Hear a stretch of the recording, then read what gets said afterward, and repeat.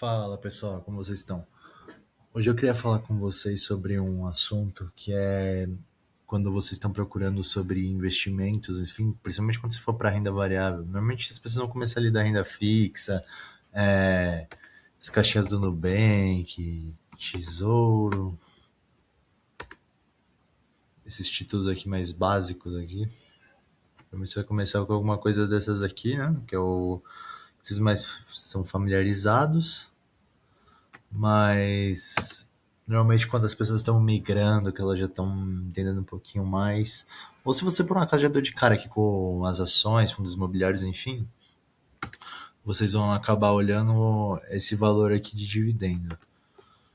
Que é não é recomendação, tá, gente? Só é para mostrar aqui um fundo imobiliário, que é bem conhecido aí, e uma ação aí que é bem conhecida também, só a título de exemplo. Aí você pode estar pensando, por que eu vou investir aquelas taxas, sendo que eu tenho o Tesouro Selic, que é 14,25? Lembrando, gente, só uma curiosidade aqui.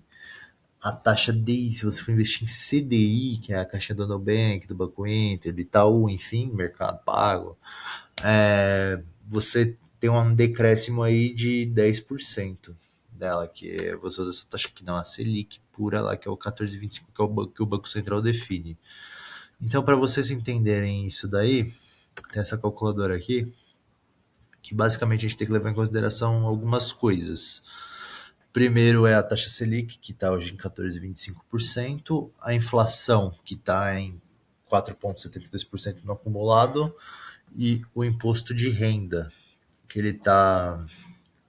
Que depende do prazo que você vai ficar.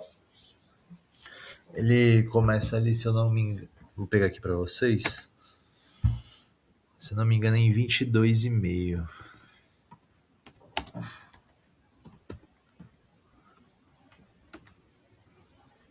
Começa em 22,5 e vai até 15. Se você ficar os 2 anos lá, né? Aqui eu vou colocar 15. Aqui, convenhamos que se esse é o acumulado, a expectativa ela tá em 5. Então a gente vai colocar 5. 14,25. Se você tiver num CDI, é isso daqui. A gente vai deixar assim, simulando que você deixou numa caixinha do Nubank por 2 anos aí.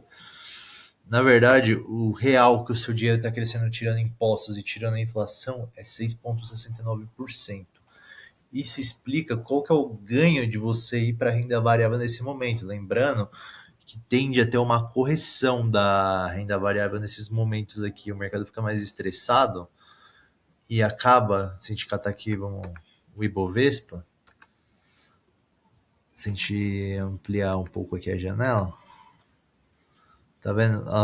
Tipo, até teve essas altas aqui por causa do fluxo estrangeiro que ele determina muito também. Não é só você pegar e considerar esse ciclo, mas a tendência em momentos em que a Selic caiu, o pessoal vem procurar renda variável para uma renda maior.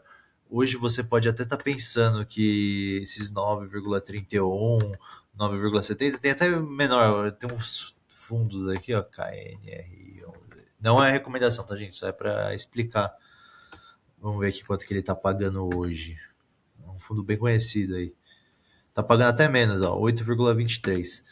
De relance você pode pensar, caramba, pode estar compensando mais eu deixar no CDI. Não, porque aqui o que você está ganhando realmente é 6,69. Se a gente for aqui, a gente colocar o CDI e o IPCA. Aqui você tem que descontar quando você for fazer essa conta. O IPCA do porque ele não repassa a inflação para você. Não é bem fixo, porque o cupom que determina, mas é um valor que não considera inflação. Ao contrário dos títulos IPCA+, aqui do Tesouro Direto, se a gente vem aqui, ó, produtos, Tesouro IPCA+. Espera ele carregar. Um pouco lento aqui. Se a gente vir aqui e ver, ele paga IPCA mais 8,19. Então aqui ele reajusta pela inflação. Se você for no Tesouro Selic, o valor da Selic tem uma taxinha minúscula lá, 0,07, enfim. Mas aqui você não tem, tipo, se a inflação disparar e que nem aconteceu agora por causa do Estreito de Hormuz lá, da situação que está ocorrendo lá no Oriente Médio, se ele disparar vai corroer o valor que você está recebendo aqui. Lembra que o Banco Central está fazendo uma calibração, então ele está reduzindo essa taxa Selic aqui. Então, você não tem reajuste pela inflação. Aqui, nesse caso, o fundo imobiliário aqui, né? Ele, embora ele pareça estar pagando menos, ele na verdade ele reajusta pela inflação. E se você for olhar o movimento do dividend yield, você vai ver que conforme, deixa eu ver se aqui vai ter. Acho que ele não vai ter o histórico.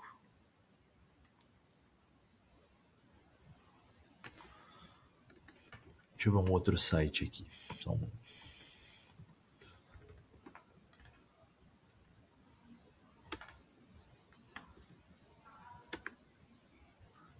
Só para explicar que o dividend yield desses fundos eles vão variar de acordo com a taxa Selic, tá?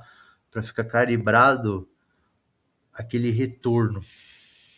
Óbvio que sempre vale fazer conta, né? Porque esse é o objetivo, inclusive, desse vídeo, mostrar que você tem que fazer conta para ver o que está equivalente. Mas esse fundo ele tende a repassar a inflação. Ele é um fundo de tijolo. O aluguel, se você vive de aluguel ou aluga alguma coisa, você sabe que ele tem um reajuste lá pelo IPCA. Acho que ele não vai ter o gráfico que eu quero.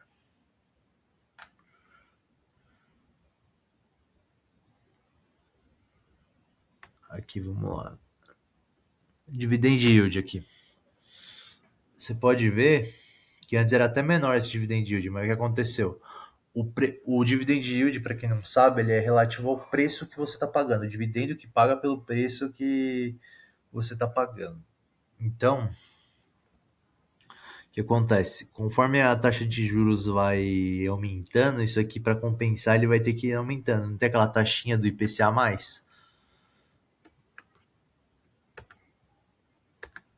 Aqui ele tem que ficar mais ou menos páreo com aquilo ali, ó.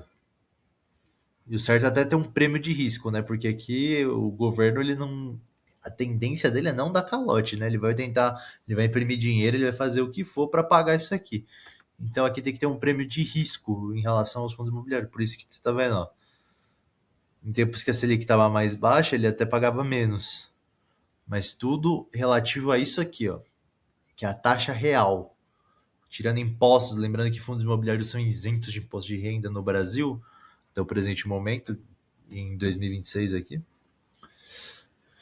Então, o seu investimento ele tem que estar maior que isso daqui. Ele não tem que seguir isso aqui, ele tem que seguir a taxa real líquida.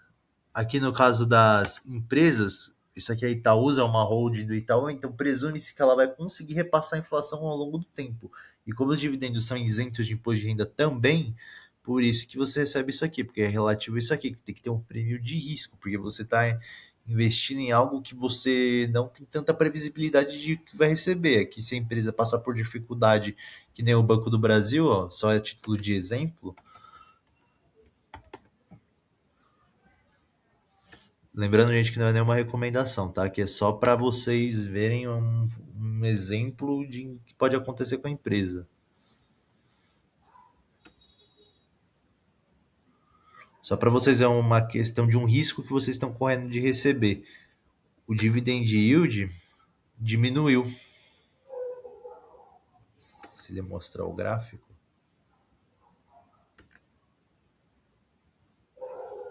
tá vendo? Ó? Ele tava lá em cima e ele caiu.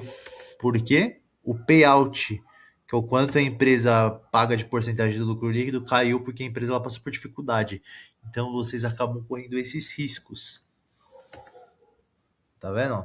Desabou aqui. Ela não tá conseguindo mais pagar porque.